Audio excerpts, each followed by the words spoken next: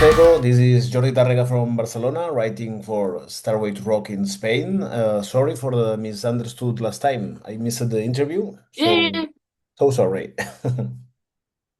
I'm sorry that I was also feeling maybe I missed some information or something, but I'm sorry if it troubled you. No, it was my fault, but it's okay. Okay. First of all, thank you for your time and congratulations for your new EP, Back to Life. Why an EP now with five old songs? It's because last time when I released the last album, which was in 2021, and it was amid the COVID regulations. Mhm.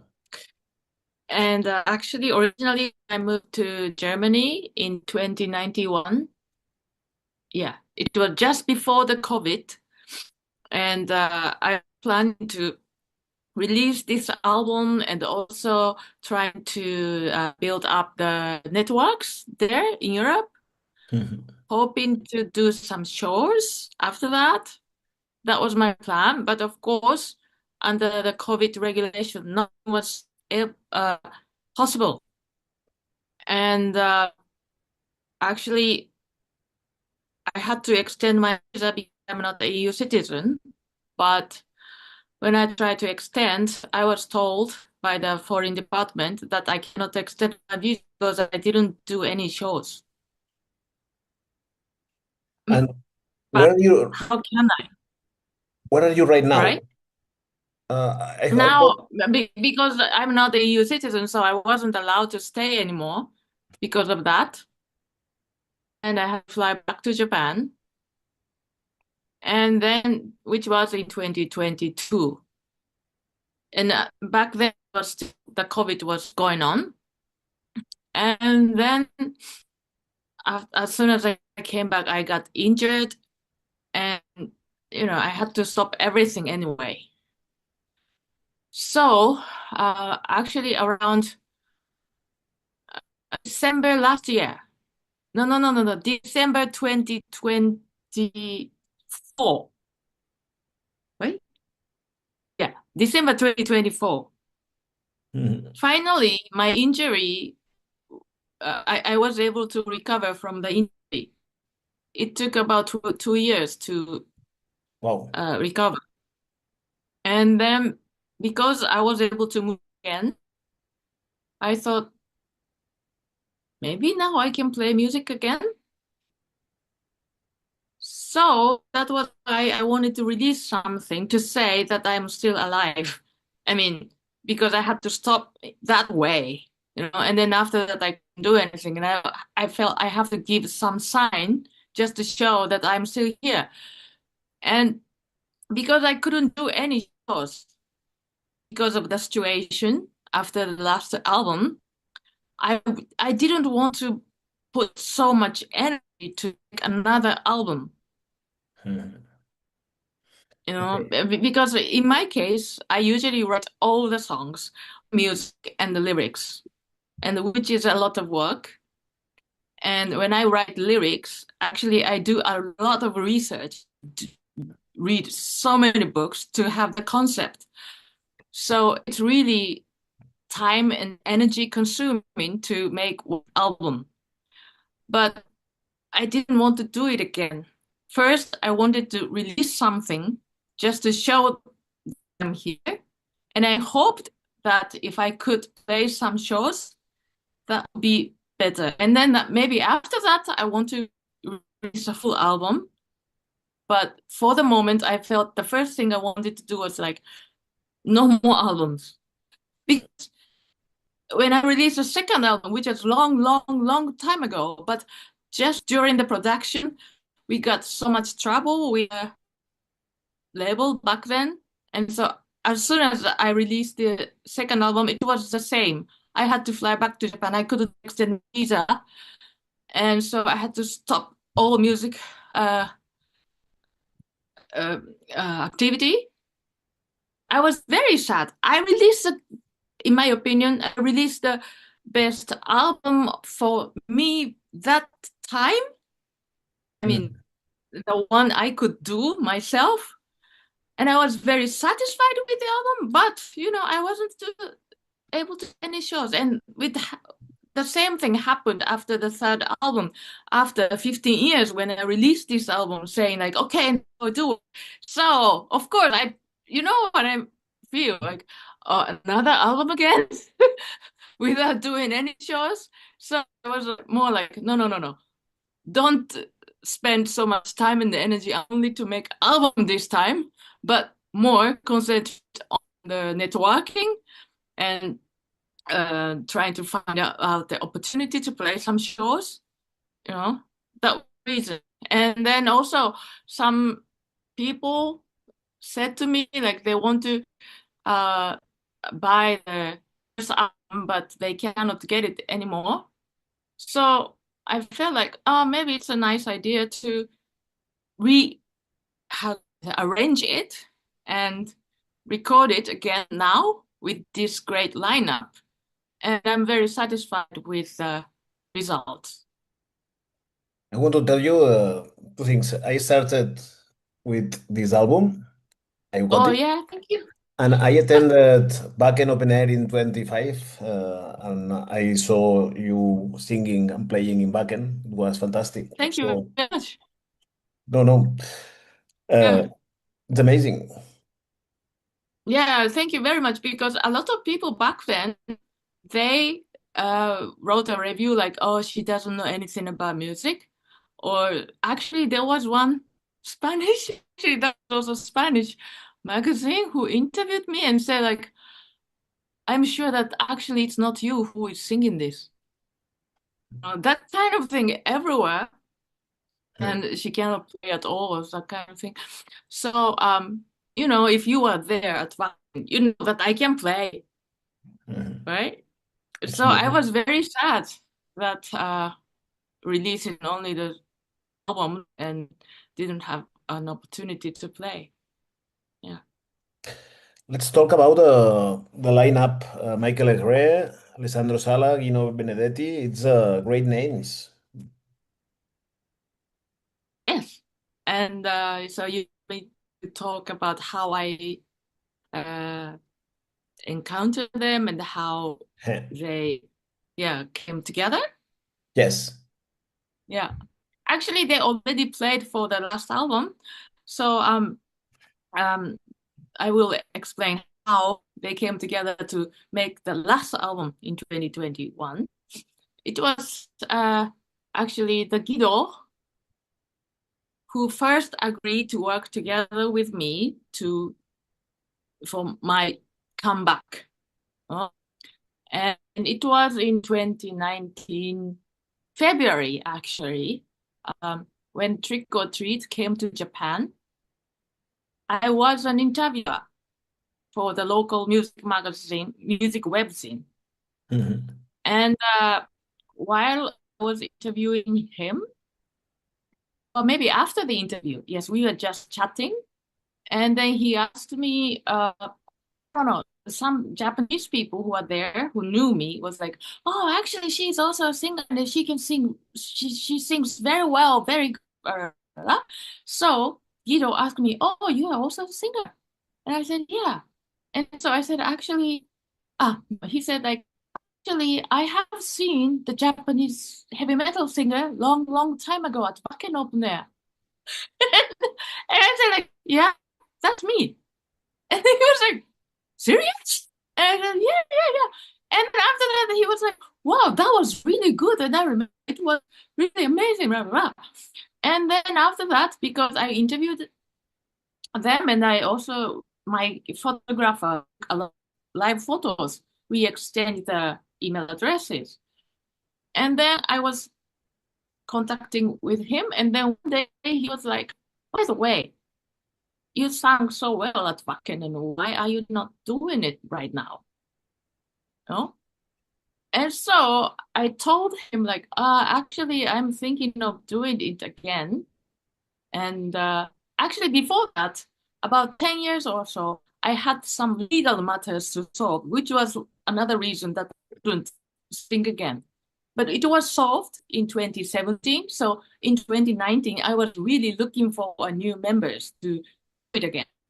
But the most important part was the guitarist because I create songs, I compose songs with keyboards, and I the guitarist to make it more, like band, heavy metal thing. And I was having a tough time to find a good guitarist.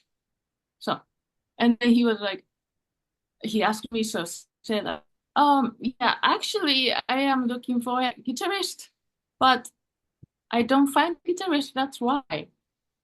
And then I was like, oh, is that the reason? You have a guitarist here.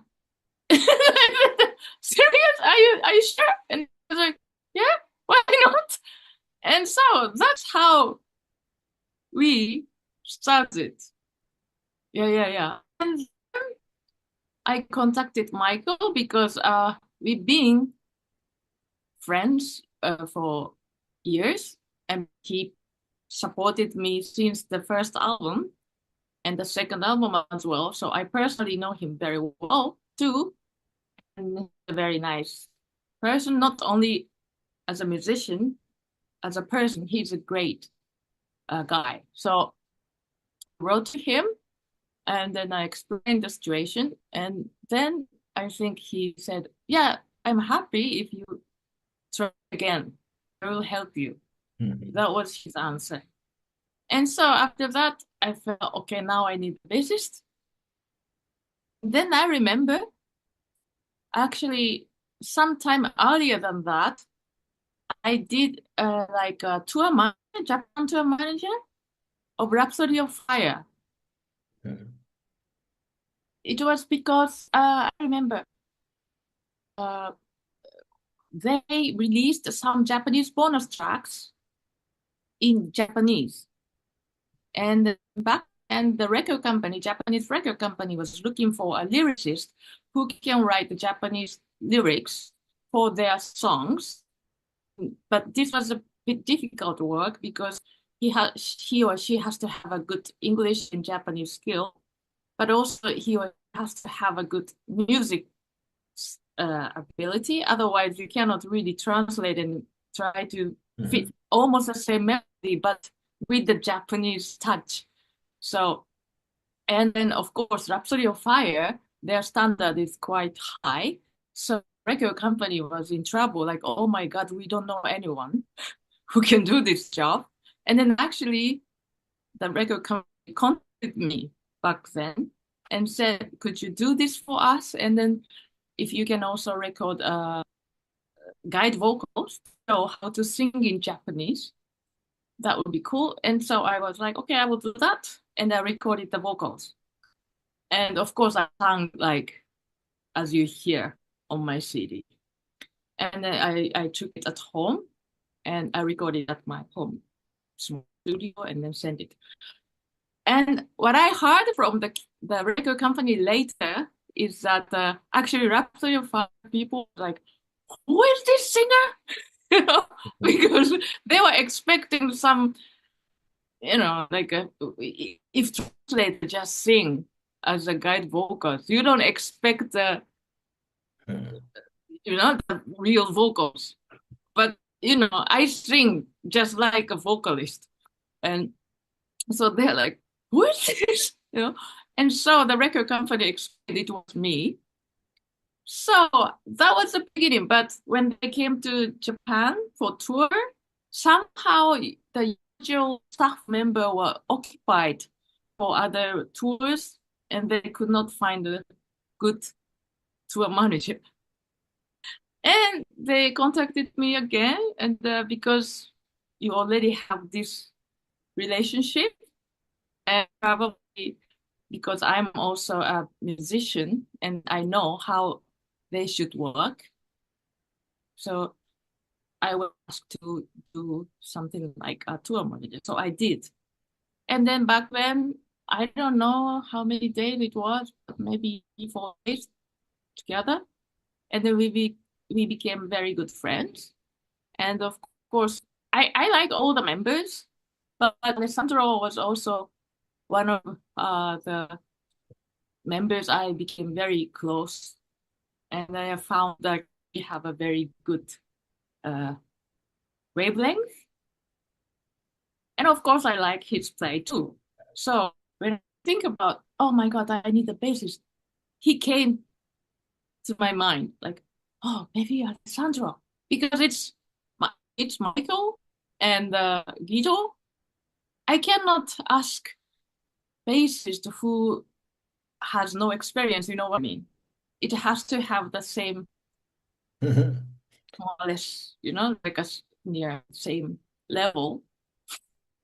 So I thought, okay, then contact them. And I asked them, and they were like, yeah, we can help you. I Beautiful. mean, Alessandro will help me, but also I talked with Alex.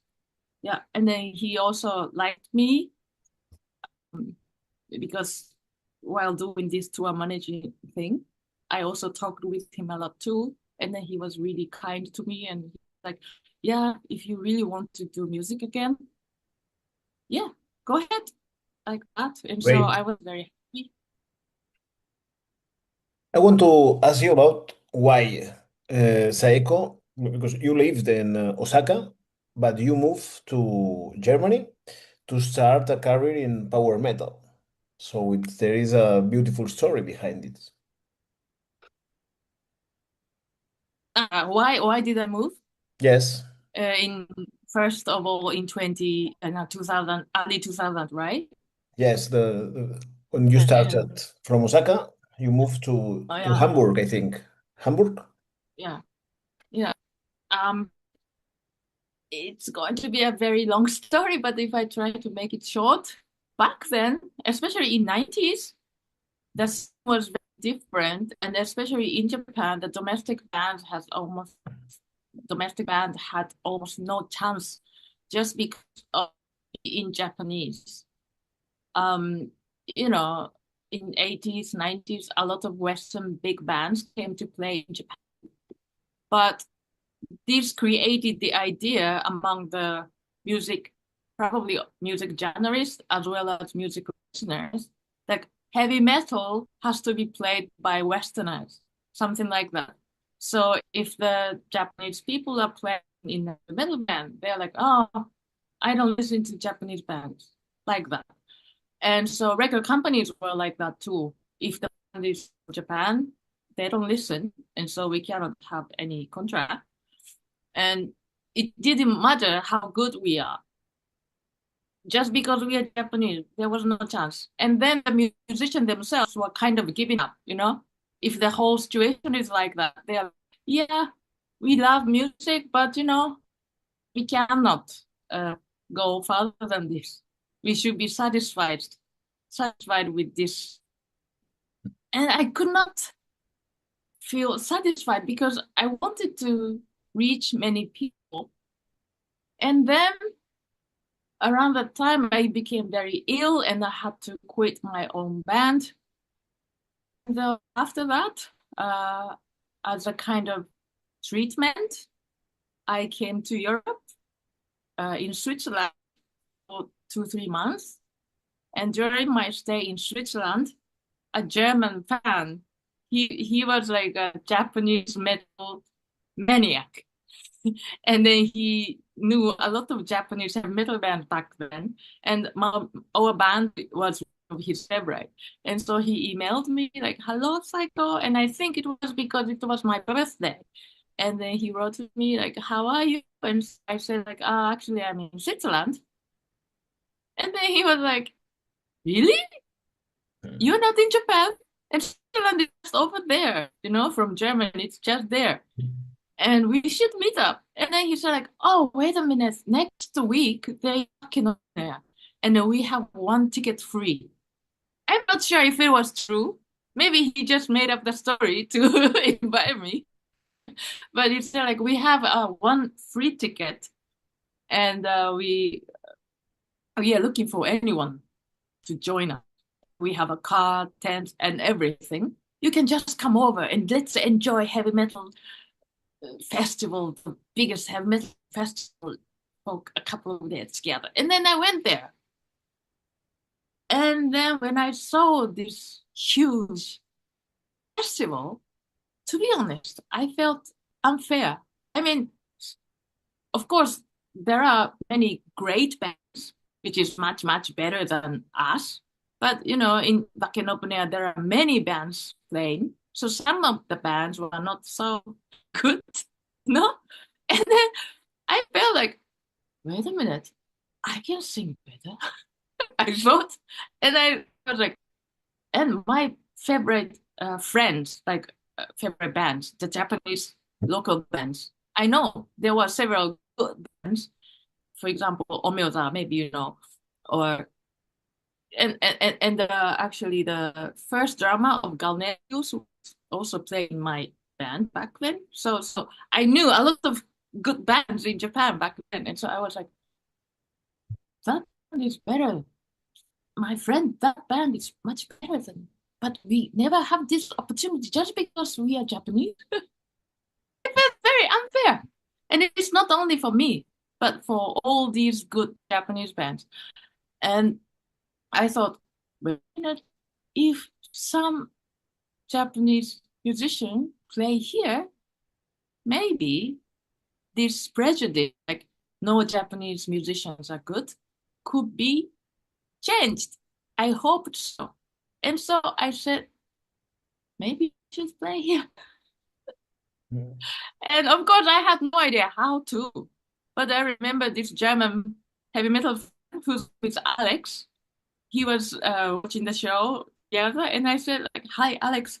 I think I want to play here. What do you think? Do you think I'm crazy?" And then he was like, "Of course," because he was drinking. Mm. And he was like, "No, why not? Do you can play here? Let's play here. Come on here." I was like, "Yeah." And then after that, I decided, let's go to Germany. Of course, I had to go back to Japan and I had to continue this medical treatment until I get until I got fully recovered. But Mm. when I got recovered, the next year, summer, I remember, I said, okay, it's time to go to Germany. This is how I went to Hamburg and then I met Lars Ratz from Metallium back then. And then when I remember how I met him and everything, yeah, that's one of my most beautiful memories. It was my next question about Lad Rats because you were Metalina in a Metallium album. So how important was, how do you remember Lad Rats? How do I remember him? He is very charming, and sometimes he is completely stupid. He makes a stupid mistake, but maybe he talk big, and then something. I cannot really come up with a real uh, example, but he come up with, yeah, but he makes a very huge mistakes, and then we often like, uh, I should kill him, we often say like, you should die, but at heart he's really, really nice heart, has nice passionate heart, so he's very kind guy. So there are many great stories we can't forget. So when he passed away in 2021, Mm. I actually several friends around him said the same. I I several times thought he should die, but I didn't expect he would really die this way. But on the other hand, we also said it's very much like Lazarus because he was always how can I say, he is a person of action. He is not worried or scared of making a big plan and acting it. And so he is not the type who sits in house. Yeah. He is busy all the time and then he does and that and this and that. He has so many plans in his head. And probably that's why he makes such stupid mistakes, the too many plans in his head. But we cannot imagine that he dies with old age.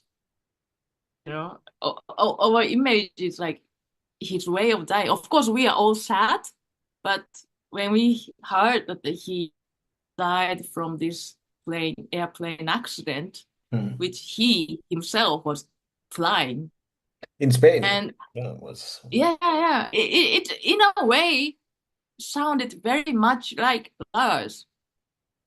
I mean, and actually, to tell the truth, when I called him several times, sometimes he was in the sky flying himself, and then sometimes he was like, "Hello, son, can you see this?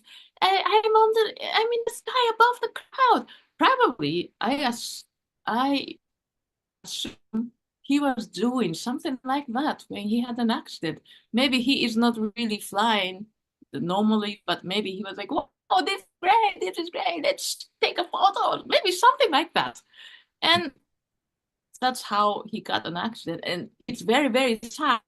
But somewhere in our mind, we feel like, yeah, that's Lars, you know? Okay, And yeah, let's go but for a. anyway, he was, Oh, I got a delay. Sorry. Finish. yeah, no, no, yes. I'm sorry that my English is sometimes No, uh, it's good perfect. enough, but yeah.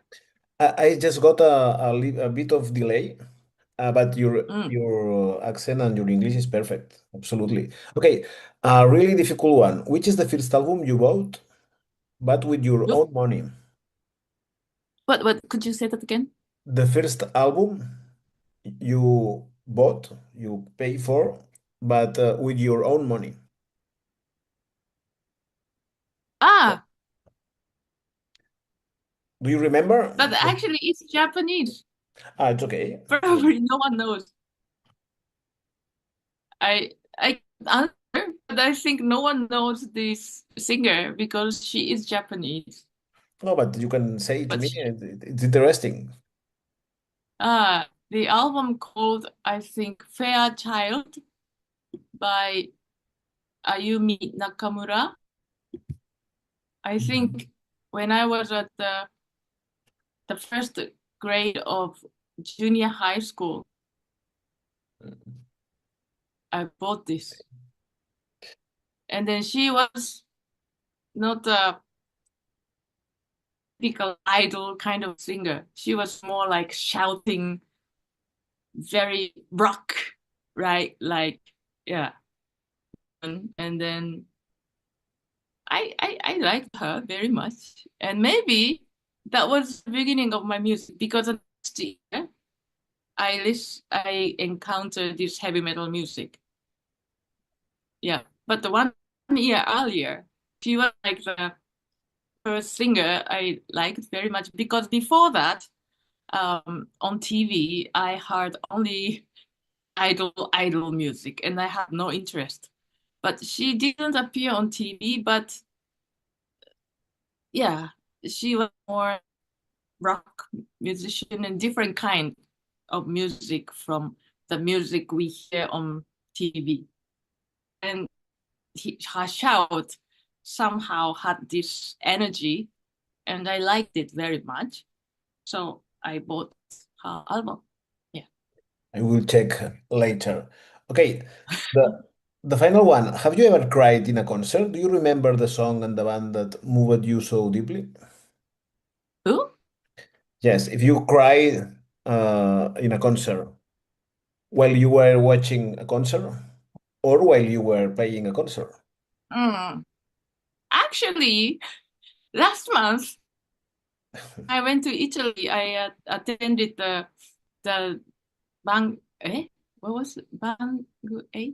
Oh, I don't remember the festival name, but I attended the festival and where Rhapsody of Fire and Trick or Treat played together. And of course, the headliner was Rhapsody of Fire. And then when I was hearing their show, I cried a bit because it was so good. And also the fact that I can play Alessandro and these people I know now, and which made me feel I don't know, like very moved. But when I look back long, long time ago, I think maybe it was at Gamma Ray show. Mhm. Somehow when I see Kai Hansen and then when he shouts like free that kind of energy, it makes yeah, it made me cry. But I don't remember which show it was, but I think it was Gamma Ray with Kai Hansen. Yeah. I love Bella Ray too. It's one of my Kai Hansen. It's one of my first idols, so it's I can understand you. Yeah. Okay, Saiko, I hope to see you on stage soon. If you have plans, if you have Yes. something to work, are you working in something or not?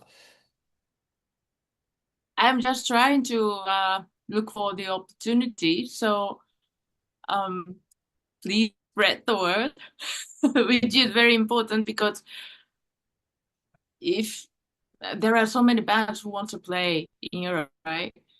And so even if I contact some festival or the local clubs, it's not easy. So of course I want to.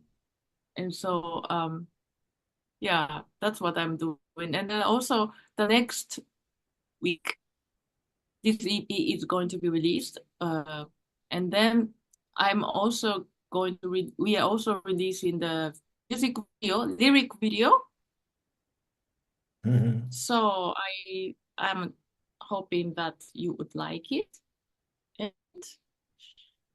yeah, this is what I'm doing now. And also I'm preparing the website, yeah, for the direct online store to ship to Europe. It's perfect. Okay, Saiko, thank you for the interview and hope to see you on stage soon. Thank you very much. Bye bye.